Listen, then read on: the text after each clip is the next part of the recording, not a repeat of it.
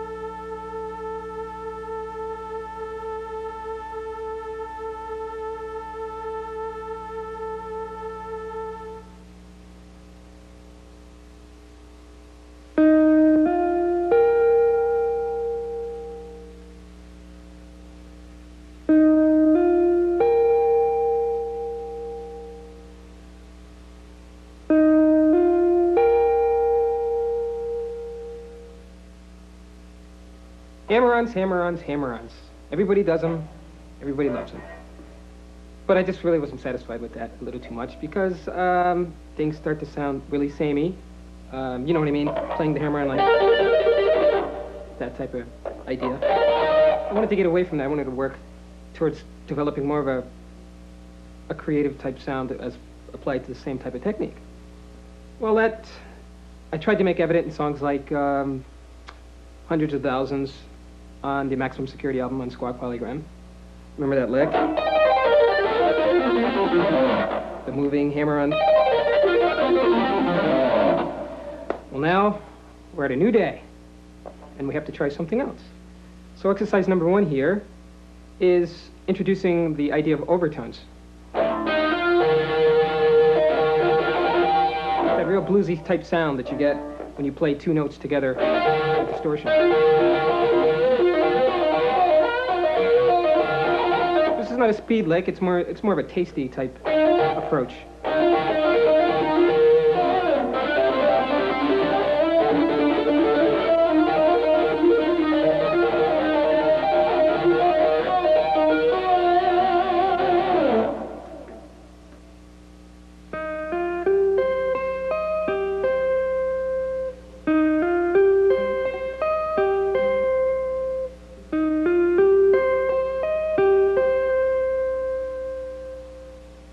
Again, in our pursuit of a different type of application, we're going to take that same principle that we established with the hammer-on, with the bar effect, but by moving our fingers and breaking up the chord, the barred chord, we're going to get a very distinct type sound.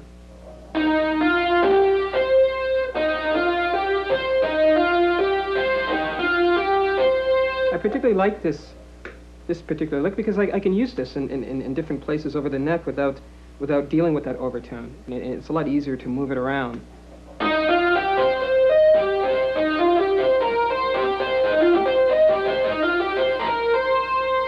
Another thing that I really like about it is the repetition of C here. We have C here on the B string, and we have C here on the E string. It's played twice.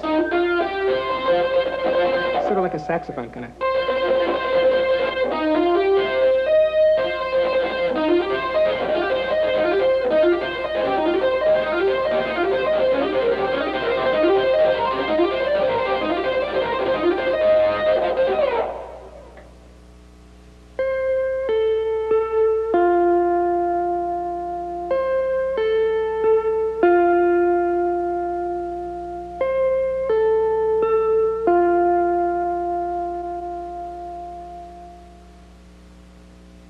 This being our last barred type of little hammer-on here, it's also a little different too, because the left hand here is playing, it distinguishes the chord rather.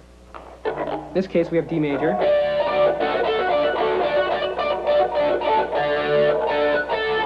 And in this hand, we have D major also. The trick being we have 2 triads. and we're playing them in different inversions.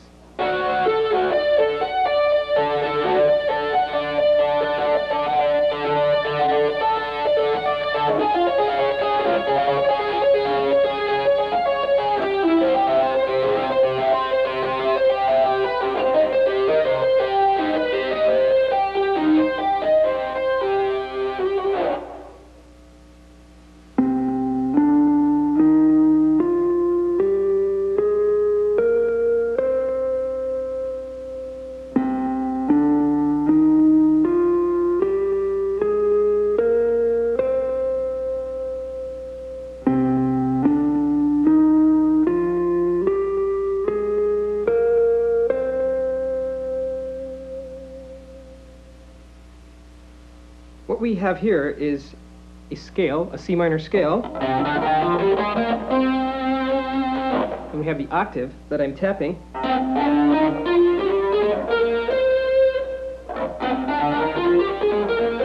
with the index finger. It creates a chimey type sound, of, you know, very church bell type effect.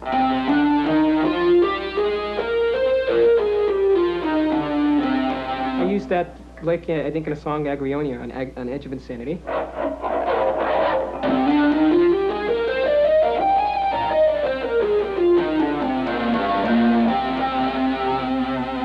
Particularly interesting lick.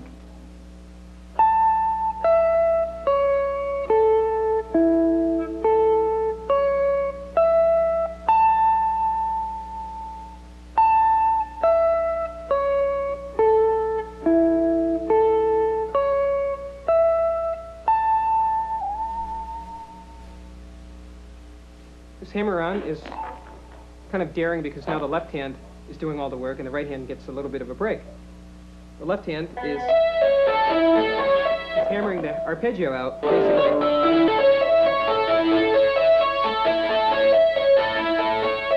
And the index finger here is tapping the high note.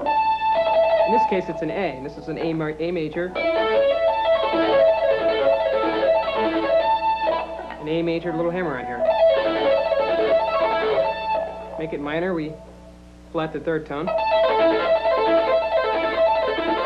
Major.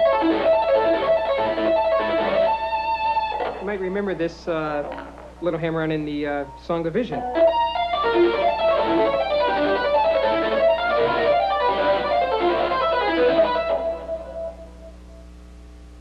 Now that we have discussed the 4 different methods of applying this type of hammer-on to your style,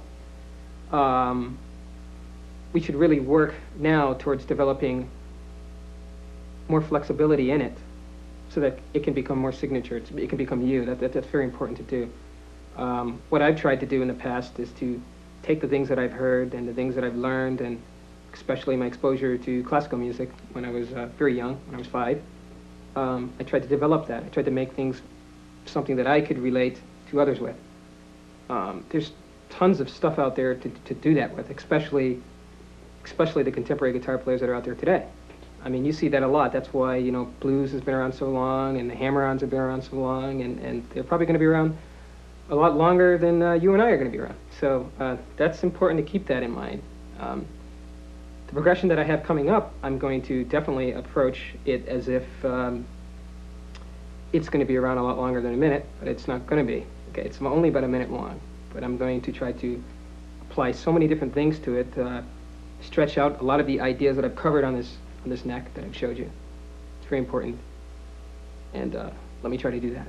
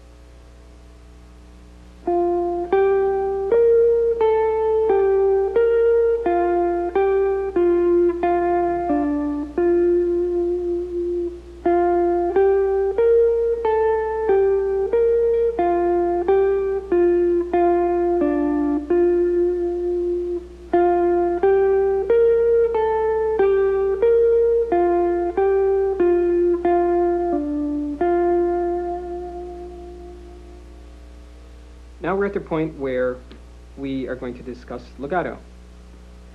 Legato is really a connection of tone. It implies that melodies played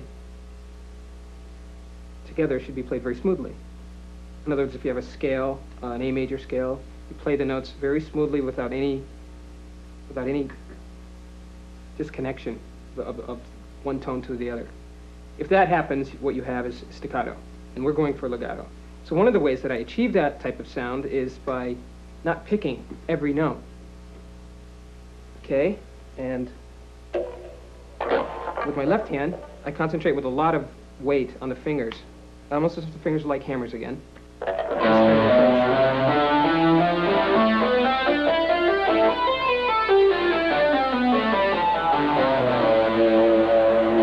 That same kind of technique can be applied to certain licks on the guitar. In this instance, I'll move up to this fret, the 10th fret, with our index finger. And we're sort of just hammer on like a triplet there.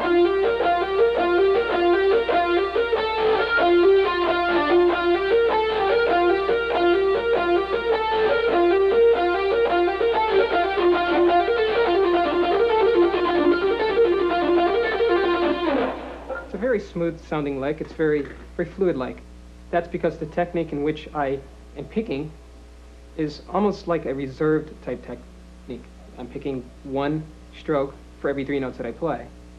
And the left hand is taking over with that very hammer-like style. And that it makes it sound very smooth. Another way that I can execute this particular lick is by not using the plectrum at all. Simply, it's a great exercise also to play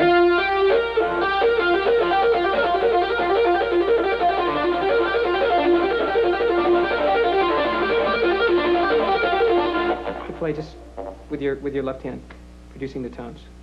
Really strengthens the hand, really, too.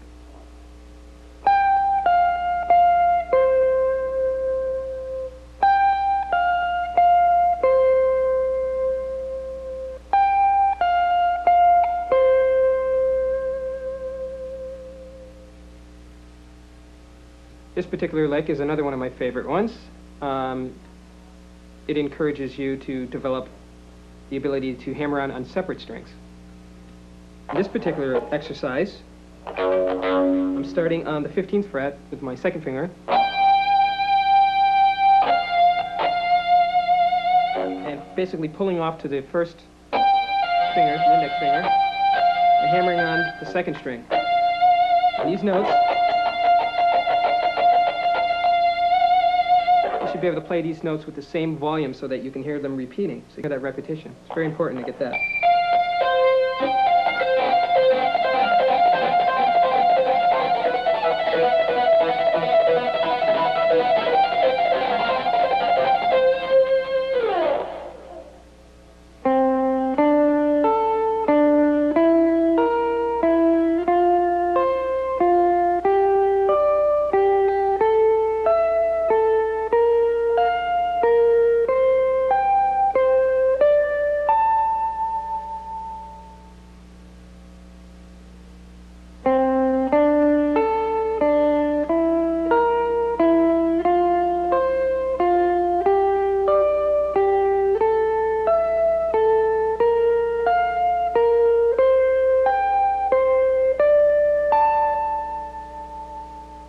In this D minor scale, again I'm employing the legato style, but in a little bit different format, basically.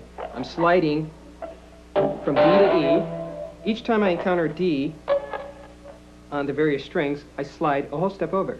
So that enables my hand to be in a position to get greater access over the neck.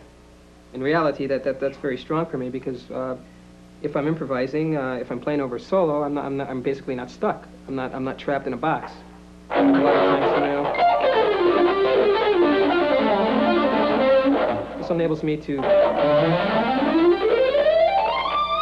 move around the neck. I like that very much because one of the patterns that I've discovered that I can pull off in many different situations is like almost like an alternate picking style but picking down once, sliding over, picking up. It's a pattern I've employed a lot.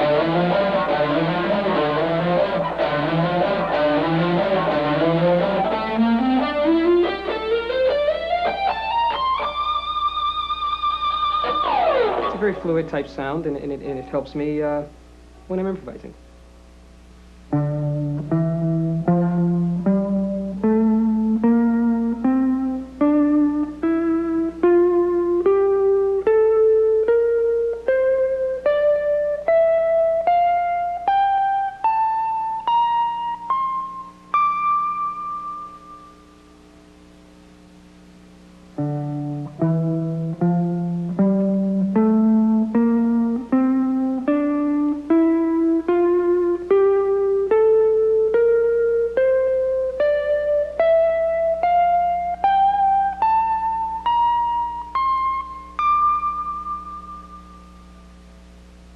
This particular exercise is one of my favorites because it sounds different than the normal legato type technique.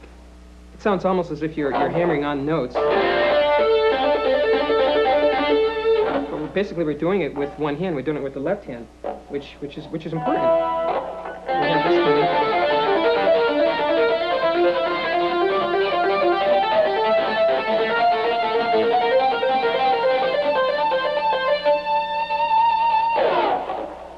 I like that type of exercise because it strengthens my fingers and it enables me to get a clean sound when I'm working on different strings, back and forth.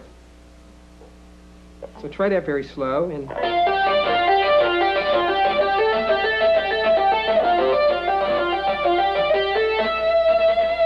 again, it sounds very similar to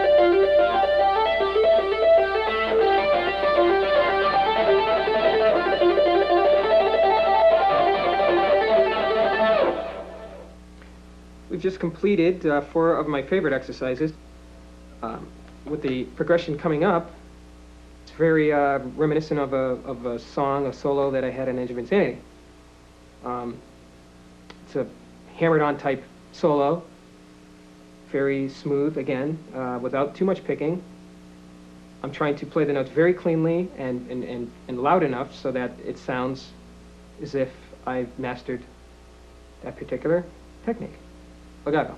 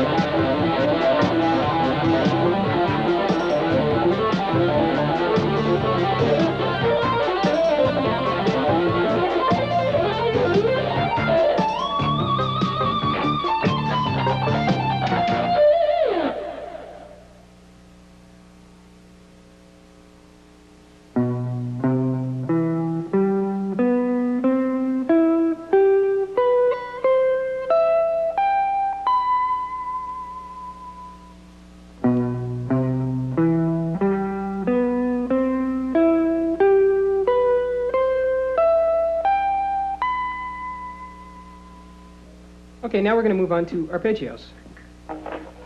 Basically, by arpeggios, we mean a broken chord. A broken chord is, for example, if I play an A minor triad, or with a clean tone, sound a little bit more clearer. By playing each one of the notes separately, this creates the arpeggio. I had a JX 3-piece synthesizer, and I used to always play around with it, and what I used to do is come up with these really cool stretched out arpeggios and try to copy that with, with the guitar. But it always sounded a little choppy. So I tried to think of a way to execute them where they had the same type of sound as the synthesizer. And that particular type of execution, I basically I'm hammering on with the left hand here, and I'm tapping with the right hand. So this is a C major 7 arpeggio, and basically I'm tapping on the B.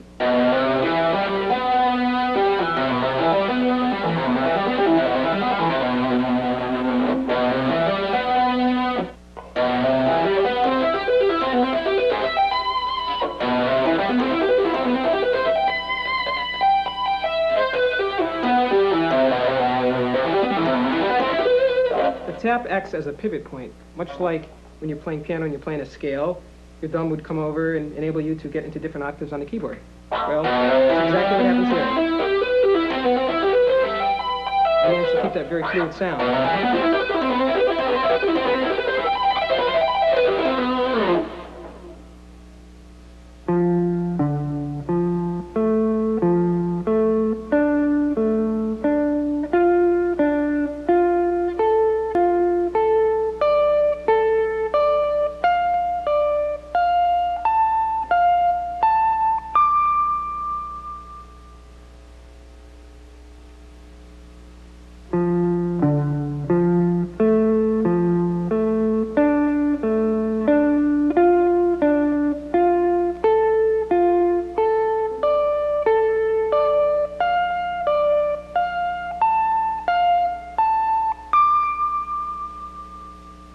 In this particular exercise, we are employing the D minor triad as the basis for our arpeggio here.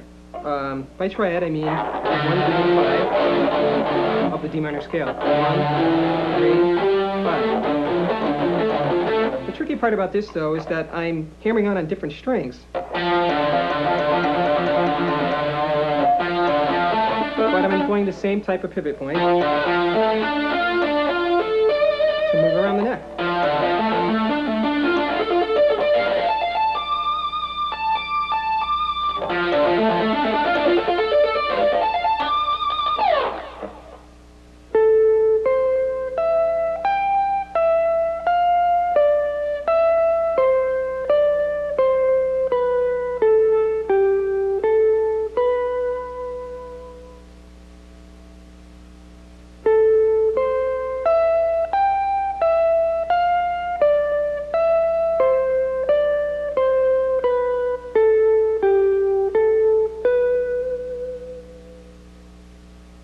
This example of the A minor arpeggio, it's a 7th arpeggio, is built around the A minor scale.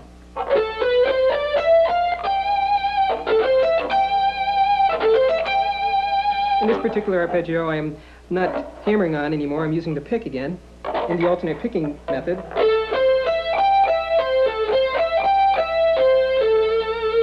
It gives it a tougher, type sound again.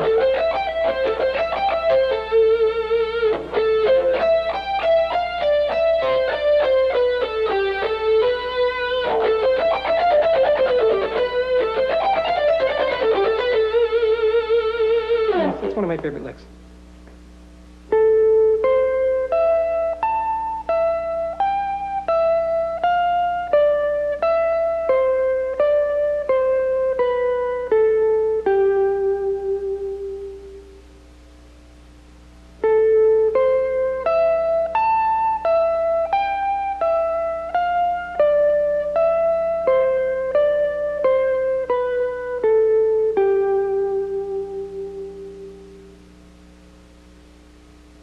This particular lick I've used quite a bit, maybe too much. I've used it on Edge of Insanity, I've used it on The Raven, The Taker, various songs like that. It's It's one of my favorite licks. I have a lot of these favorite licks. This is, of course, employing the up and down method, the alternate picking method. And we're stretching a little bit farther than the 7th, which is G. We're going all the way to A.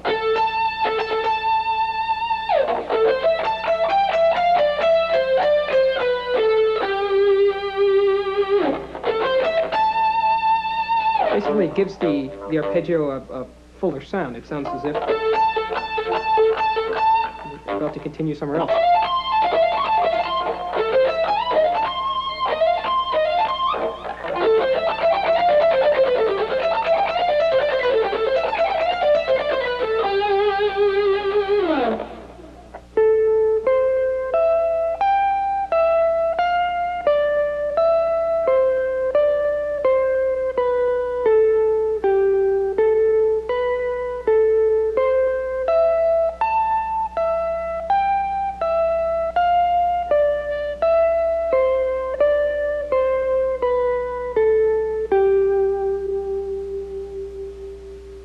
This particular exercise is a combination of both of them together. I would think that after you've mastered the two of them put together, that you could employ these all over the neck, and that type of fashion. Especially moving down the neck chromatically. It's very helpful.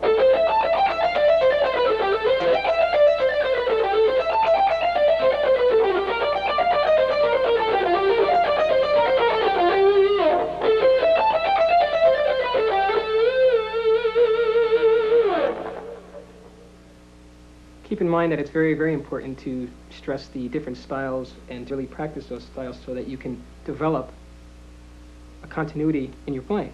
It's very important to have that. I stress that, and I try very much in my career as a guitar player to continually introduce different styles in my playing. Examples 1 and 2, the hammered-on type arpeggios, are prevalent on the new album Eyes of the World. And examples 3 and 4, of course, like I've explained, you've heard those on Edge of Insanity and Project Driver, those type of albums. Now, with this piece here, we're going to demonstrate the different styles and how to incorporate those into your playing to come up with that concise statement.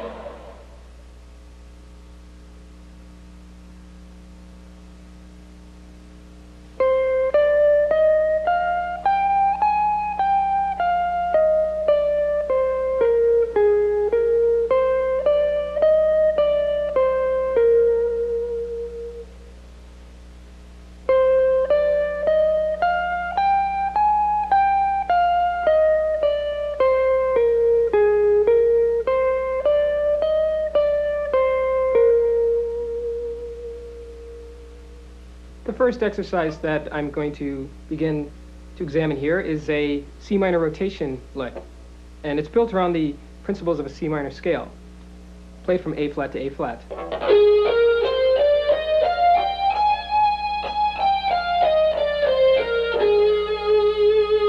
Now, I primarily call it a rotation lick because what I'm doing is I'm starting with C, the B string. When I get to A flat on the E string, I turn around with 3 notes on the string, and turn around on the A flat on the G string, and head back the other way. So that's that type of sound.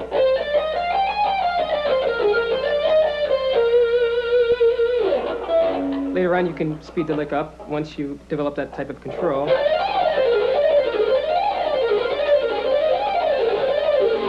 So that you can get that type of sound.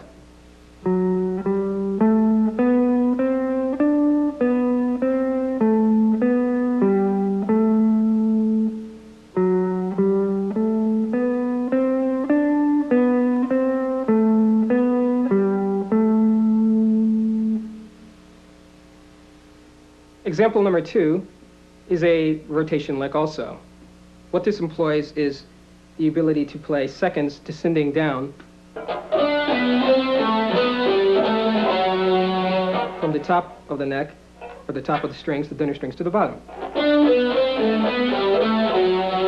The rotation factor comes in when we start the G major scale.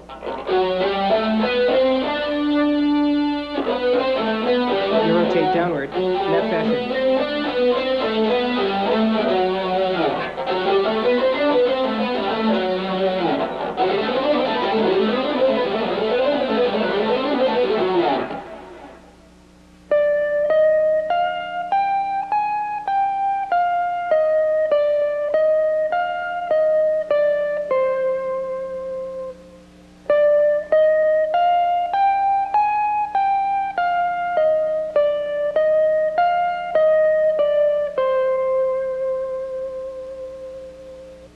Example number 3 is a C minor lick that deals a little bit more with the preparation of where you're going to end up after you've executed the lick.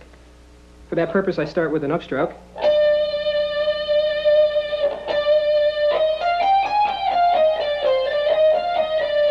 And I end with a downstroke.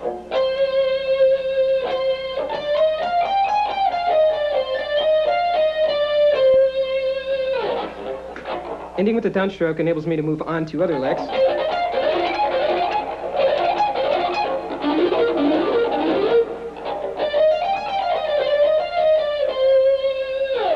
A little quicker.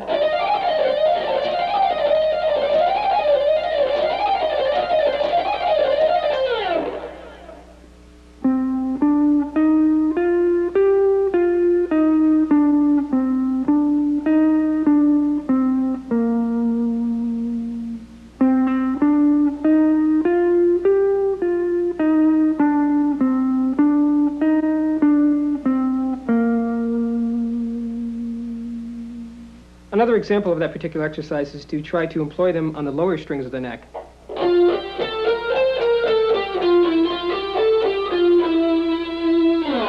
Down here, it seems to be a little bit easier to introduce the muffling, which is the palm of your hand on the bridge here.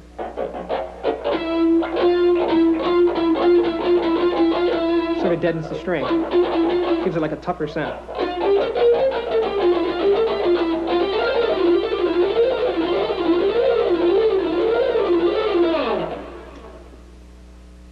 These studies from 1 to 4 that we have taken the time to dissect and take apart and look at and see how we could apply to our playing to make it stronger can be very instrumental for just that purpose. I've tried to make them very instrumental on the instrumental album Edge of Insanity, and the vocal album Project Driver, and the new album that will be released very soon. It probably already is released, Eyes of the World. Keep in mind that it's very important to exercise a lot of control before you try to take those up to the higher atmosphere, the higher speed. Okay, so here's a small example of what we can work towards.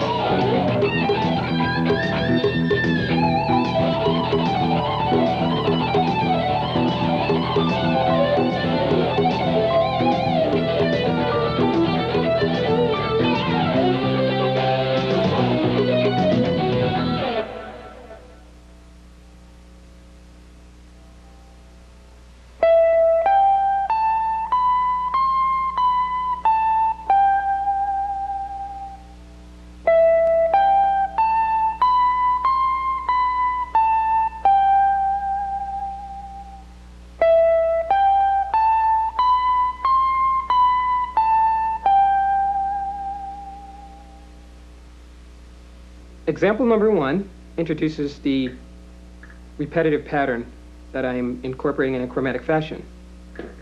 This is a very powerful sounding lick. I've used it in the Quarter to Midnight solo on The Edge of Insanity, and it sounds very effective. By chromatic, I mean going down the neck in half steps, which is this fashion.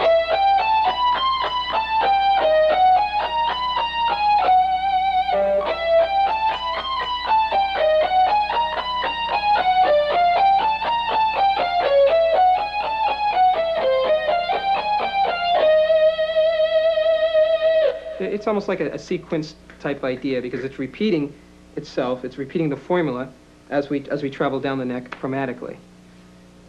Practice that very, very slow until you develop a sense of rhythm and confidence in your pick.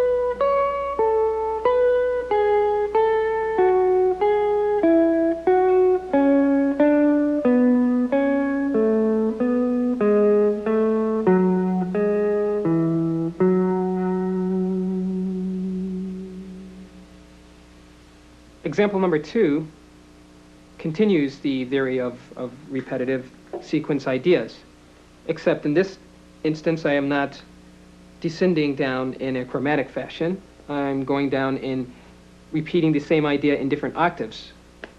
I've done this also on an album, Maximum Security on Squawk Polygram. The song was called A Vision. It's a very daring, challenging type sound. It introduces a lot of jumps, particularly from F sharp to C sharp.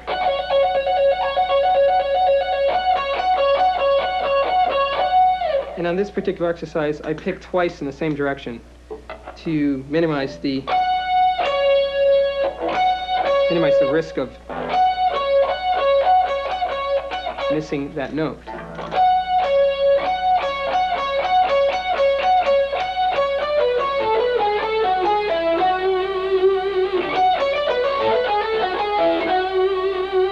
If you want, you can expand it, as you can a lot of these exercises that we've covered in this instruction video.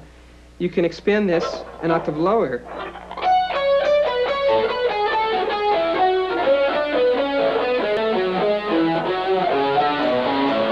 octaves lower. This is a very helpful little exercise to practice with a metronome.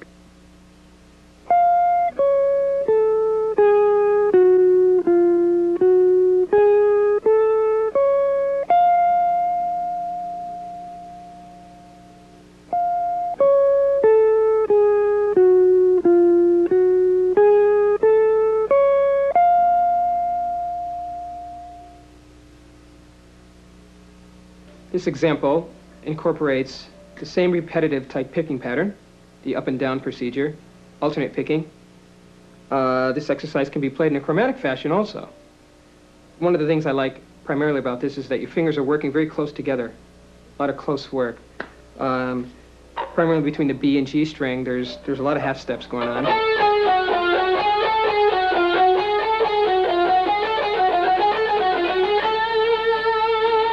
And we have a third jump, a major third. I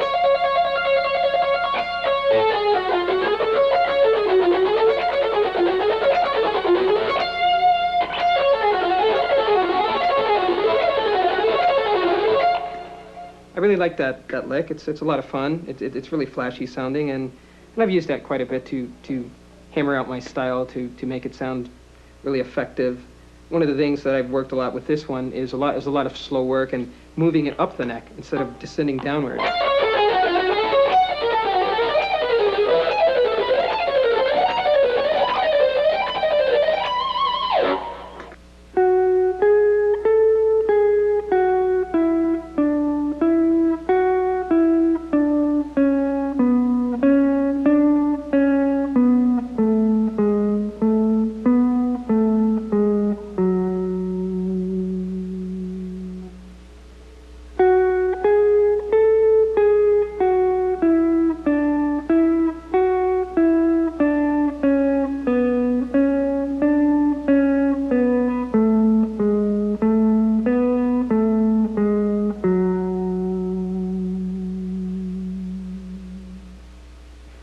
Again, we have the same type of idea, the repetitive alternate picking, but now we're moving through this scale. We're moving through an F-sharp minor scale, and what this creates is almost like a mathematical type feel, a very sequential type ordering to the notes.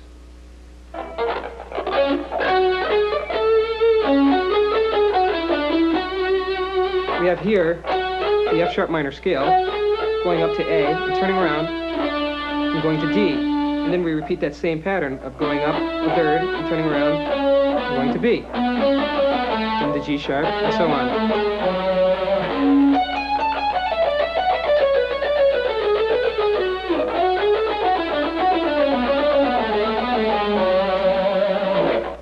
This type of run is very interesting to me because it's introducing a new way of playing the minor scale, for example, that we have here.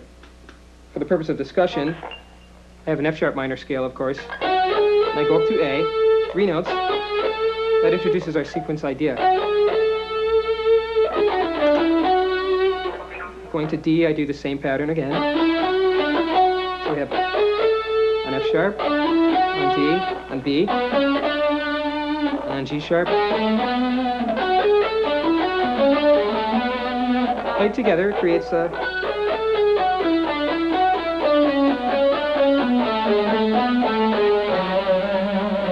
very pleasant sounding scale.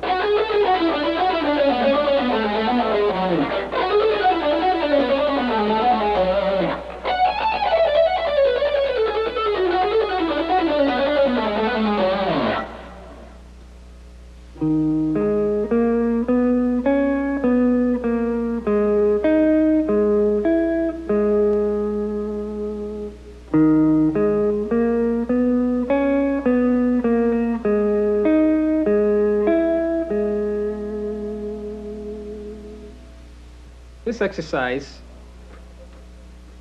can be quite difficult because no longer are we just dealing with the up and down stroke, the alternate picking. We're picking in the same direction twice. Now we have to continue to keep the rhythm the same while we're playing this particular exercise without breaking up the strokes, without breaking up the monotony of the tone or the rhythm, so to speak.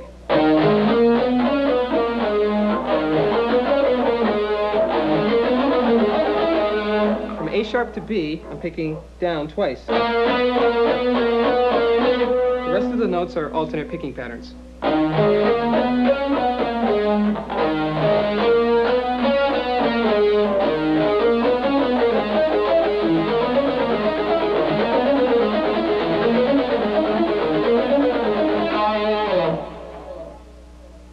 This repetitive pattern category is very important to me, and it's been very important to the development of my style.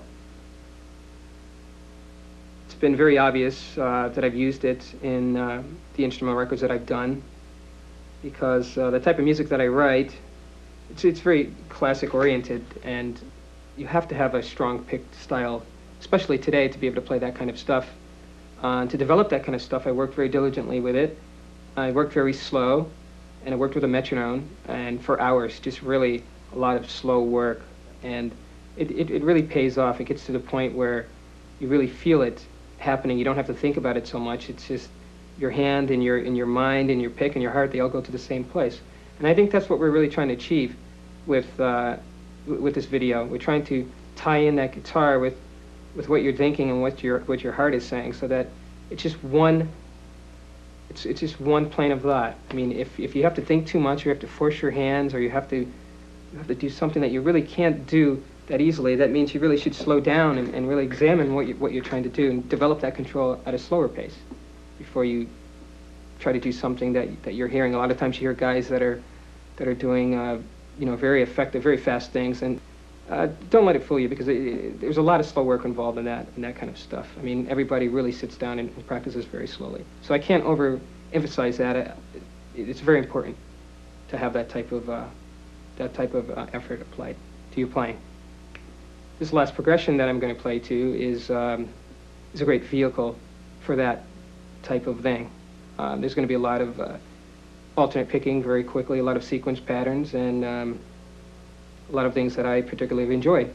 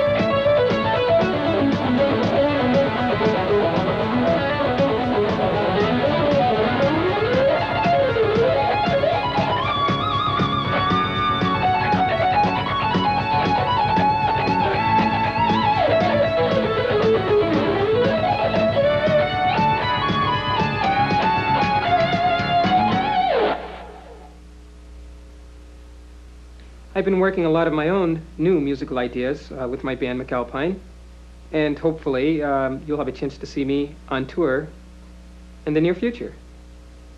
And really keep practicing and keep creating. That's what counts.